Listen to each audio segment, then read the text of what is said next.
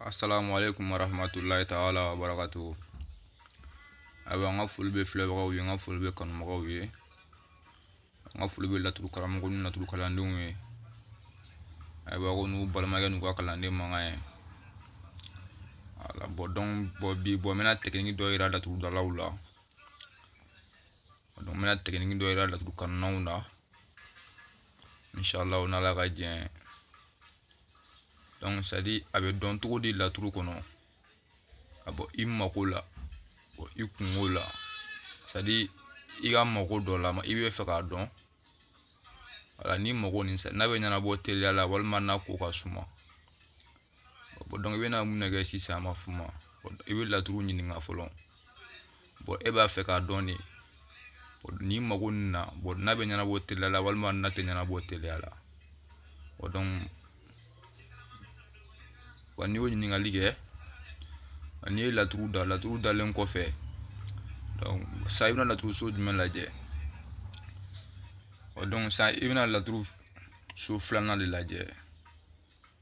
même temps so sabanan so kɔnɔntɔnnan en même temps so tan ni sabanan donc i bɛ nin so saba nin donc i b'o ninnu kɔnɔla de lajɛ a y'a faamu donc n'i nana tasuma den fila sɔrɔ nin so saba dɔ la kelenna kɔnɔla la donc o b'a yira i ka mako nin c'est à dire mako nin bɛ ɲɛnabɔ fɛn teliya la donc o tɛmɛnen kɔfɛ n'i nana fiɲɛ den fila donc n'i nana fiɲɛ den fila sɔrɔ nin so saba dɔ la kelen kɔnɔla la en même temps fiɲɛ den fɛnɛ b'a yira la ko mako nin ka teli mais tasuma fɛnɛ ka teli ni fiɲɛ ye a ye n faamu donc o tɛmɛnen kɔfɛ n'i nana jiden fila sɔrɔ nin turabu so saba dɔ la kelenna kɔnɔ donc c'est à dire mɔgɔ ninnu bɛ ɲɛnabɔ mais teliyaba cogo tɛ ten voilà donc teliyaba c'est à dire a ma teli ten kosɛbɛ i n'a fɔ fiɲɛ ni tasuma bɛ fɛn cogoya min na i m'a ye voilà donc o tɛmɛnen kɔfɛ nkɔ tuguni donc n'i nana bɔgɔden fila sɔrɔ turabu so saba ni dɔ la kelen kɔnɔ voilà bɔgɔden fila donc n'olu nana fɛ turabu so saba ni fɛn dɔ la kelenna kɔnɔ donc c'est à dire o de b'a yira ko mako nin tɛ ɲɛnabɔ fɛ teliya la voilà donc c'est à dire mako nin yɛrɛ ka suma donc o yɛrɛ la yɛrɛ c'est à dire f'i ka saraka de faga c'est à dire f'i ka saraka fara i bolo dala mako nin teliyali la sinon o tiɲɛna kɔni o tɛ ko telima ye dɛ i m'a ye donc ala ka faamu cogo d'an ma toujours voilà donc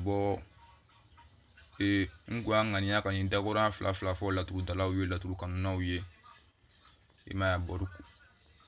a bɛ ten i n'a fɔ n y'a ɲɛfɔ ɲɛna cogoya min na laturu filɛ nin c'est à dire laturu tekniki ka ca i m'a ye laturu tekniki ka ca donc ni tekniki la cɛ sisan donc sisan nin tɛ mɔgɔ si bila bilen i ka laturu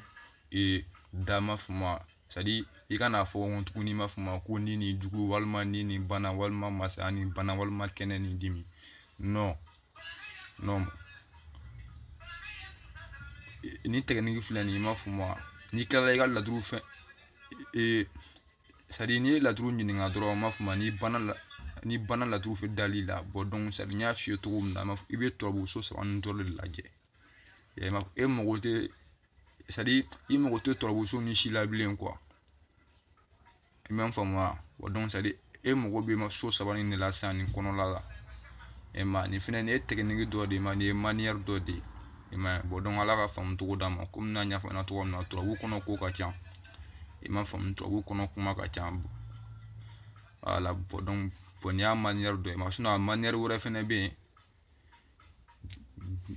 yen mun ni nin fɛnɛ tɛ kelen ye mais a bɛɛ ye kungo kelen de ma c'est à dire n'i b'a fɛ k'a dɔn i ka ko bɛ ɲɛnabɔ teliya la walima n'a tɛ ɲɛnabɔ teliya la donc tekniki wɛrɛ b'a la mun ni nin fɛnɛ tɛ kelen ye voilà donc mais nin y'a tekniki dɔ de ye vraiment k'o yira mɔgɔw la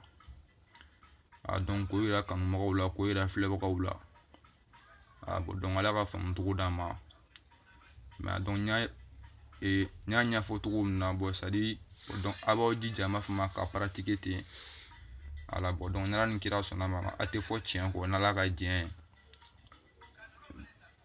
ala mais ça dit nga be ke de fo ma fama ça dit ibe la turu de nyininga folon voilà ça ibina la turu dama e ba fe ka don bon donc e ga ni kungo na e ga ni isa ni makoni na imaye bon donc na be nyana bo ça dit na ko ka telen walma na ko ka suma imaye bon donc e ba fe ko don imaye bon donc ibe trouble da no ngani ya de folon ma no kuma kani imaye bon donc trouble dalen ko fe nya photo na bon donc si c'est bina so sabani ni laje garde soni fe sira soni fe shigoro so mais bon donc ibe ni so saba kono la de laje bon donc nya photo na imai bon donc ni na tasuma den fla suro ni trouble so saba dola kelen kono la imai bon donc c'est o ba ira ila de ma ko mogo ni ma fuma sadi mogo ni ngateli mogo ni sadi ya ni nga komuna ni ba fe ko nyana boli fe teliardon imaye bon donc ça ini tasuma den fla na trouble so saban kono la imaye bon donc ore wa ira ma fuma ka be nyana bo fe teliala imaye bon donc ni fien fina na fien den fla bon donc fe wa ira isadi ko kun me nyana bo fe teliala imaye bon donc ni jifina na bon donc jifina beti ma fuma mais bogo de ga suma na be ma fuma mais tasuma fana de ga c'est tasuma de ga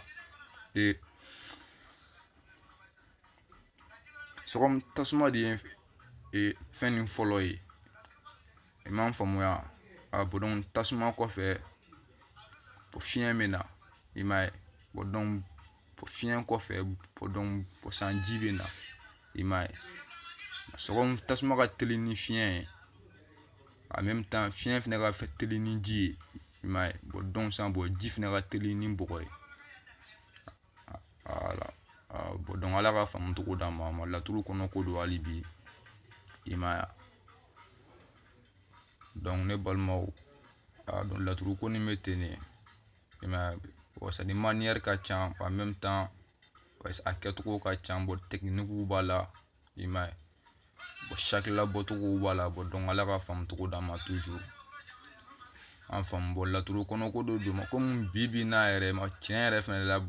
sa mali kono ma fuma la turu ko ma nya do mali kono bon donc anta ça dit ne sera fo no comme la turu donné mais a tien ref ne ka fo no trouble ma nya do mali kono no trouble ma nya do mali kono no tien ref ka fo na fulu ni kan fo la de chara ma fuma ni sebe kan fo la imam fam ça dit boko mo chaman bla fila ça dit na fulu kam ma kasoro ma fuma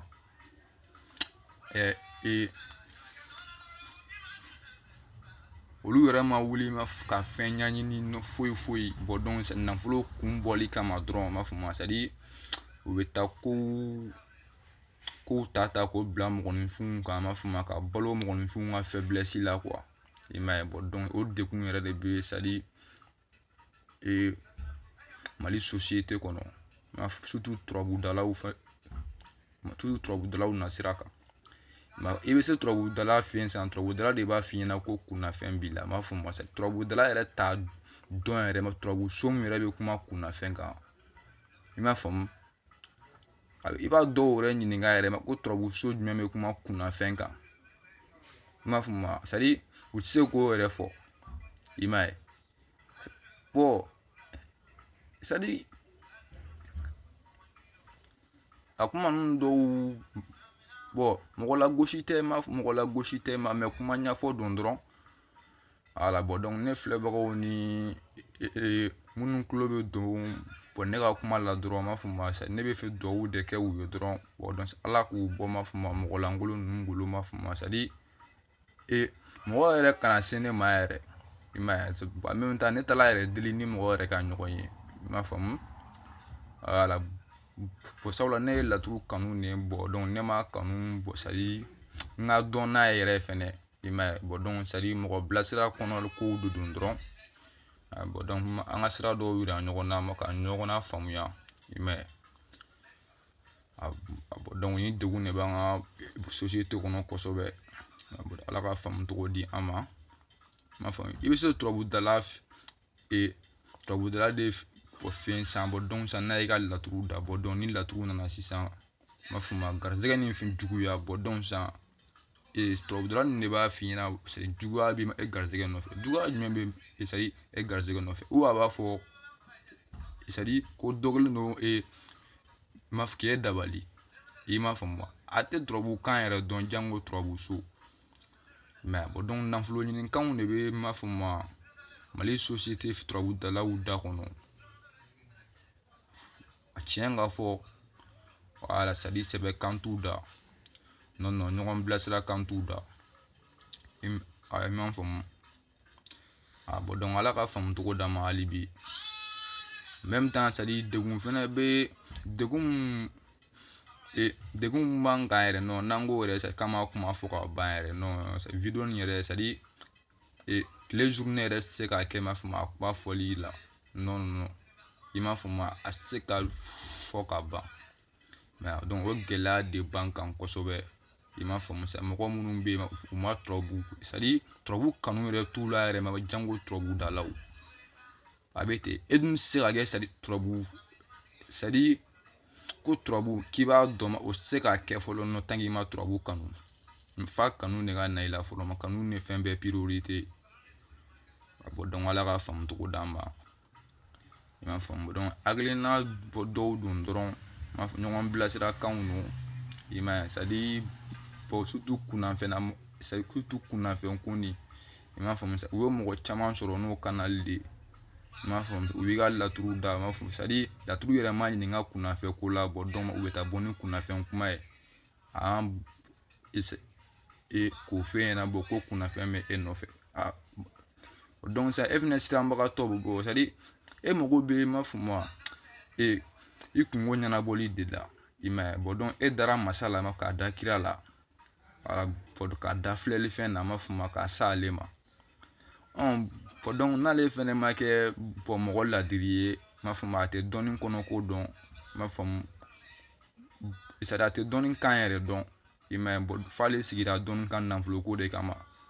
bɔn donc i bɛnna fɛn ma bɔn i man ka wala bɔn ala ka faamu cogo d'a ma ayiwa donc a bɛ ten wala bɔn komi n y'a ɲɛfɔ an ɲɛna cogo min na bɔn donc n kun y'an ŋaniya ka ni tekiniki yira bɔ turabudalaw la i m'a faamu sadi u k'a faamu ma faamu ko turabuko sadi turabuko bɛɛ tɛ ka turabu da ma faamu ka turabu kan fɔ manière dɔw bɛ turabuko la i b'olu kɛ yɛrɛ ma k'a sɔrɔ yɛrɛ ma faamu i ma turabu yɛrɛ da ma sadi k'a sɔrɔ i m'a fɔ bilen ko ni nin dimi k'a sɔrɔ i m'a fɔ bilen ma siyɔrɔ ni banna k'a sɔrɔ i m'a fɔ bilen jigi ni sira i m'a faamu bɔn donc i bɛ turabu da ma k'o manière min kɛ i b'a fɛ ka mun dɔn i b'o dɔn ma i b'a fɛ ka mun ye ma i b'o ye ma i b'a fɛ ka mun sɔrɔ ma sadi bɔn nin de kama nin ko k'a tekiniki ka ca ma k'a manière ka ca ma manière kelen t'a la i m'a ye bɔn donc nin y'a manière dɔ de ye bɔn donc n ye mun ɲɛfɔ sisan i m'a faamu bɔn donc ala ka faamu cogo d'an ma toujours